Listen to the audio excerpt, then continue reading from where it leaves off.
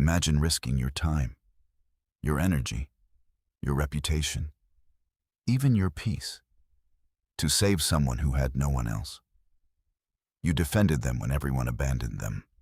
You believed your loyalty would create loyalty in return, but instead, they became the very person who destroyed your trust. If this has happened to you, you probably asked yourself one painful question. Why would someone betray the person who saved them? The answer is darker than most people realize. It isn't because they're always evil. It isn't because you weren't good enough. It is because human nature follows laws that most people never learn.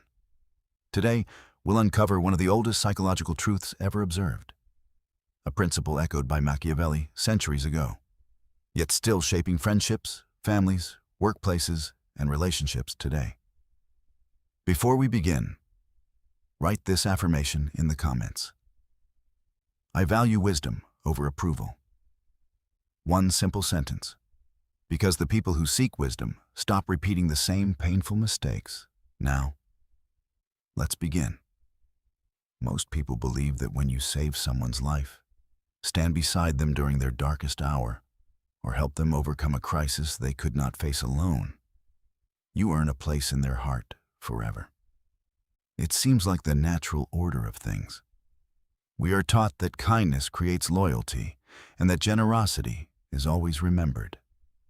But human nature rarely follows the rules we wish it did. The moment you rescue someone, something invisible is created between you and them, a psychological debt. At first, that debt feels harmless. They thank you sincerely. They speak highly of you. They tell others that they could never have made it without your support. For a while, it appears that your bond has become unbreakable. Yet time has a way of changing emotions. As they recover, grow stronger, and rebuild their confidence, the meaning of your help begins to shift. Every time they look at you, they are reminded of the weakest version of themselves, the frightened, uncertain, dependent person they desperately want to leave behind. Your presence becomes more than a reminder of kindness. It becomes a reminder of vulnerability. Few people enjoy revisiting moments when they lacked control over their own lives. Rather than confronting those uncomfortable feelings, the mind searches for relief. It quietly begins rewriting the past. Maybe I wasn't as helpless as I thought. Perhaps I would have found a way eventually. Their role wasn't as significant as I remember. These thoughts rarely appear all at once. They grow slowly, almost unnoticed, until they reshape the entire memory. Appreciation fades, discomfort takes its place, and that discomfort can eventually harden into resentment.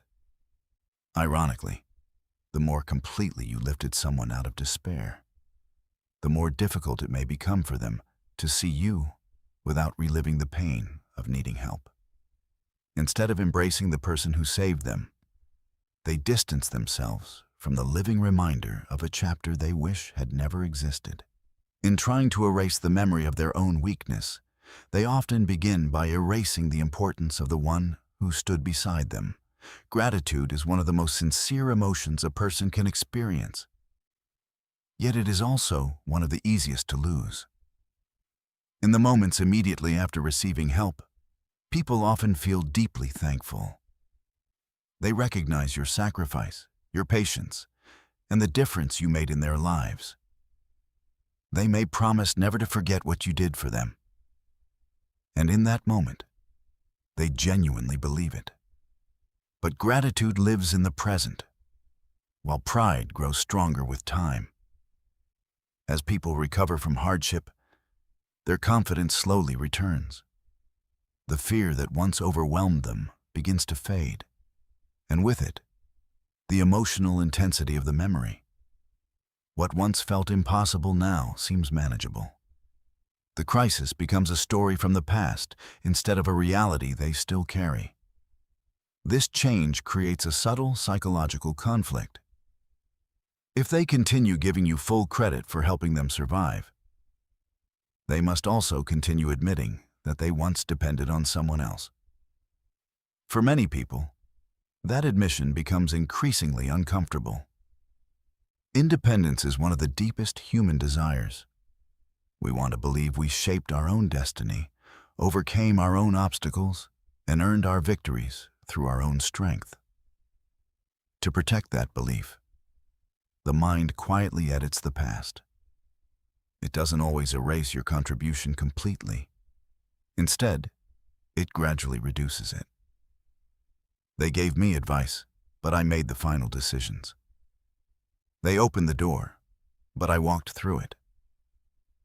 I probably would have reached this point eventually. These thoughts feel harmless, yet each one shifts the balance of the story. Little by little, your sacrifice becomes a footnote instead of the turning point. This is why gratitude often has an invisible expiration date. It survives only as long as it does not threaten a person's pride or self-image. Once remembering your help feels like confessing weakness, the mind chooses comfort over accuracy. It is not always an act of deception. It is often an act of self-preservation. The tragedy is that while you continue remembering the effort you gave, they are slowly remembering a different version of the past, one in which they needed you far less than they actually did. Kindness is one of the most admired qualities a person can possess, but admiration and respect are not always the same thing. Many people spend their lives believing that the more they give, the more they will be valued. They become the friend who is always available, the partner who always forgives, the colleague who never refuses a favor, and the family member everyone can rely on.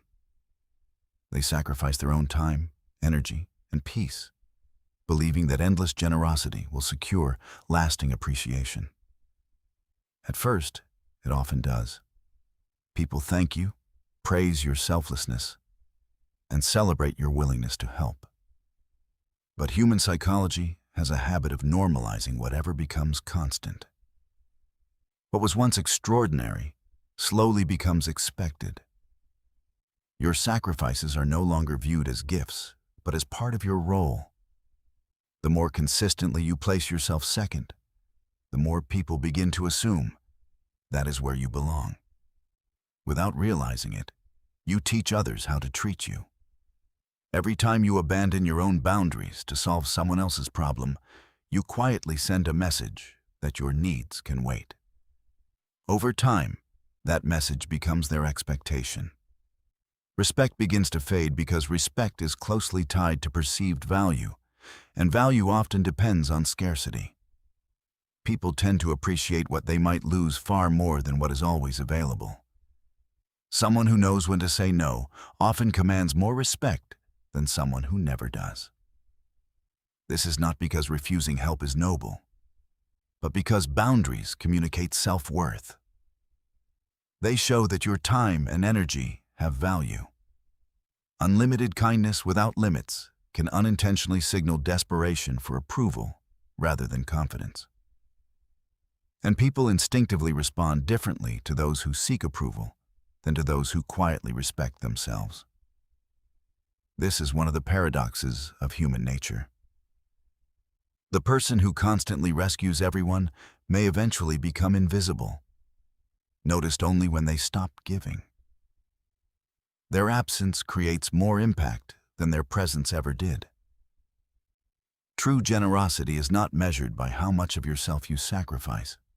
It is measured by your ability to help without abandoning your own dignity. When kindness is balanced with self-respect, it inspires admiration.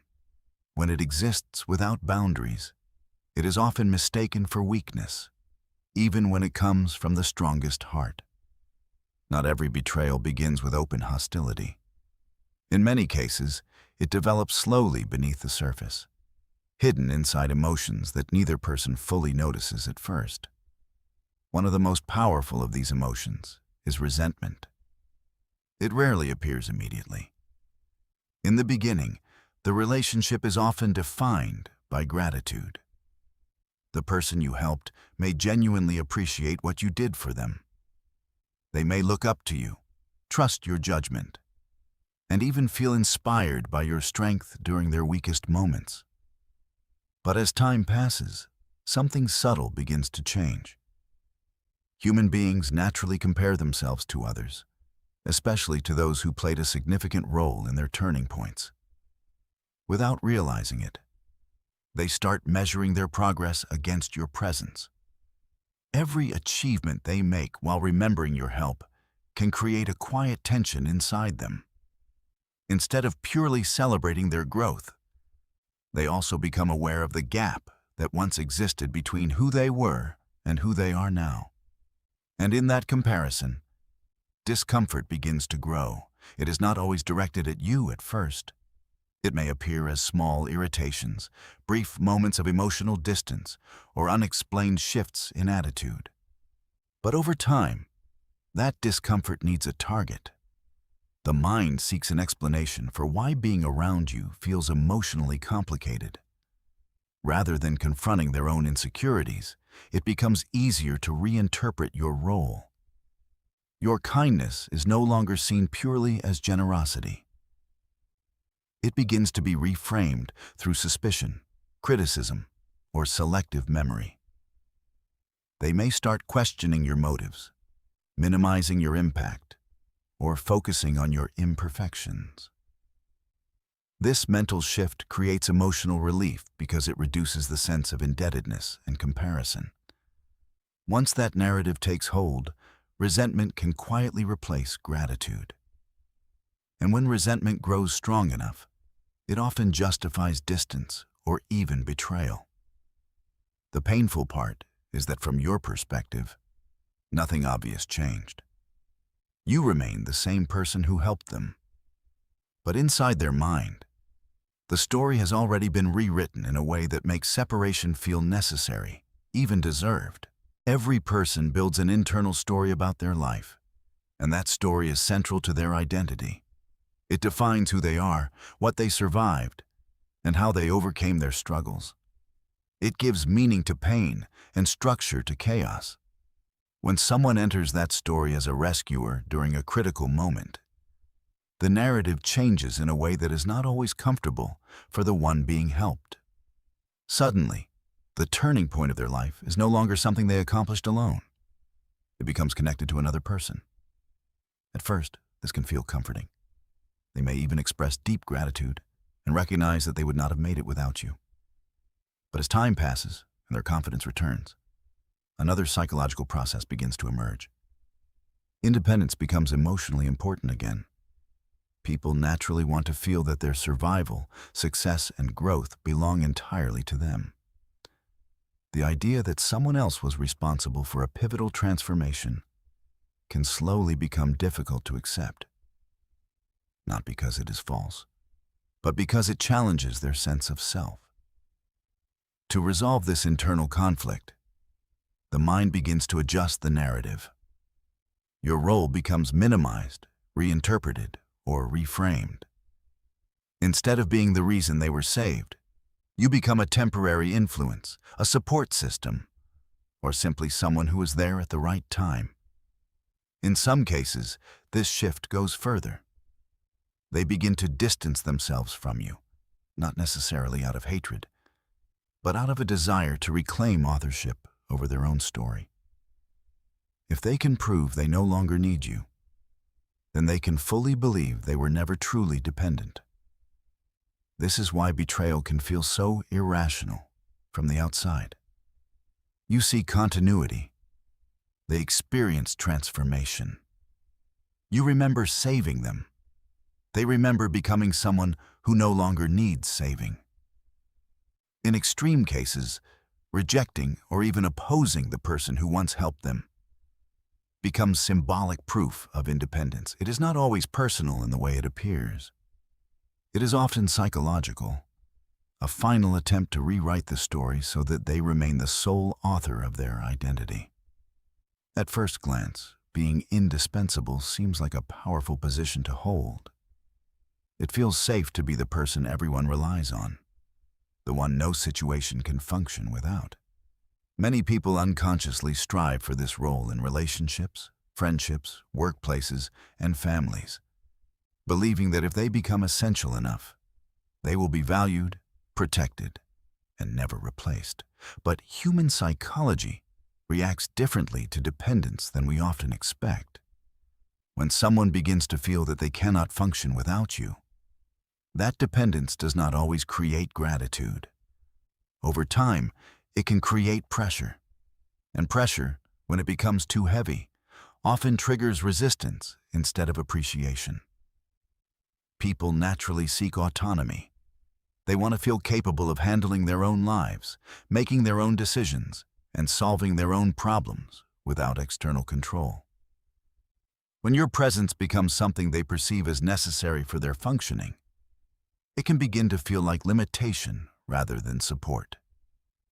Even if you never intend to control them, dependency itself can feel like a form of invisible constraint.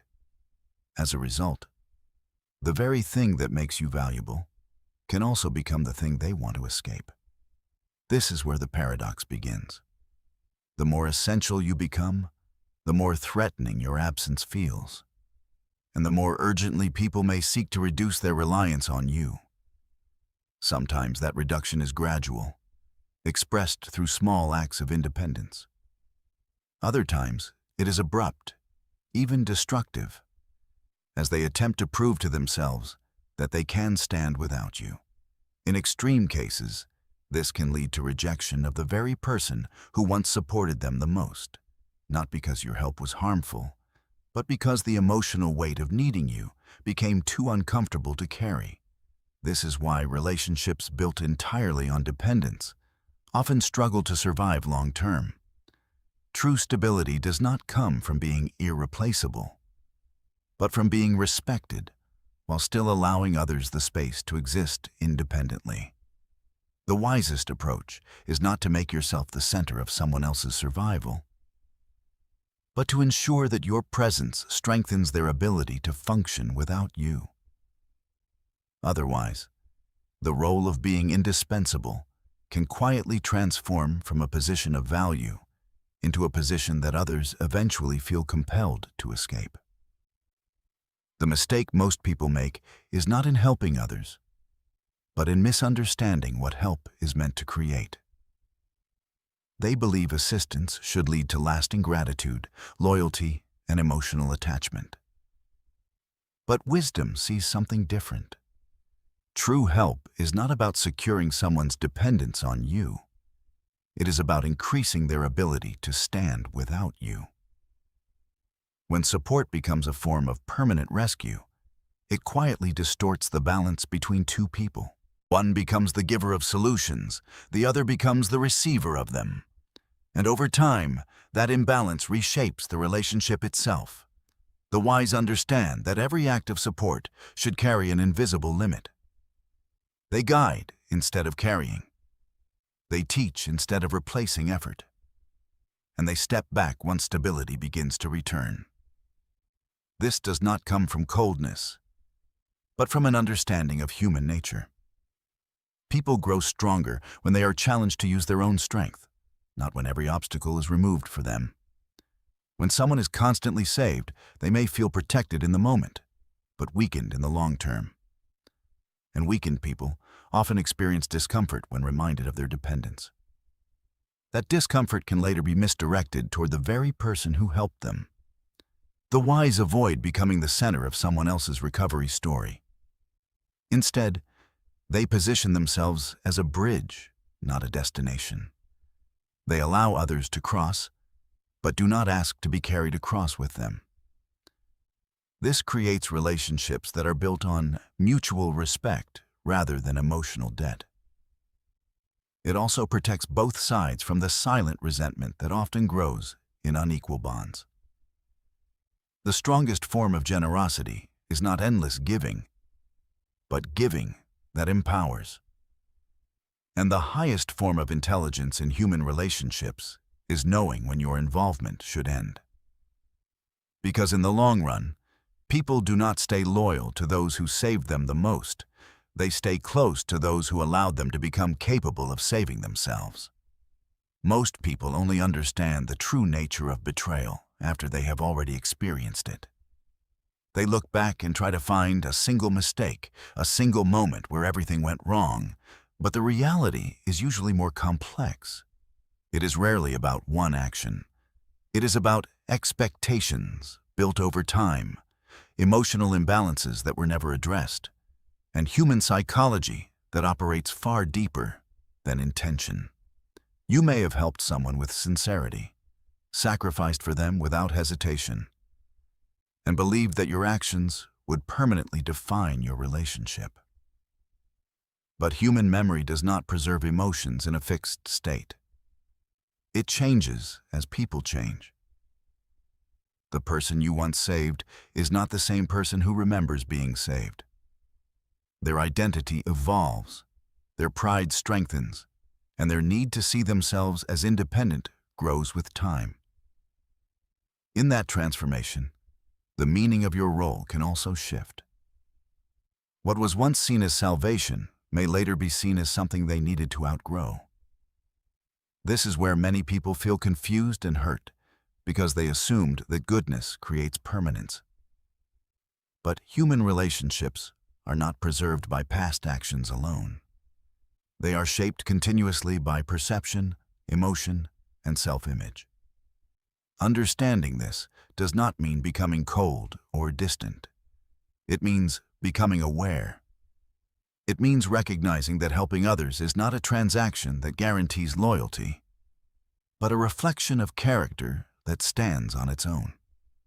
When you accept that gratitude can fade, that people reinterpret their own past, and that independence often matters more to someone than appreciation, you stop relying on emotional outcomes you cannot control.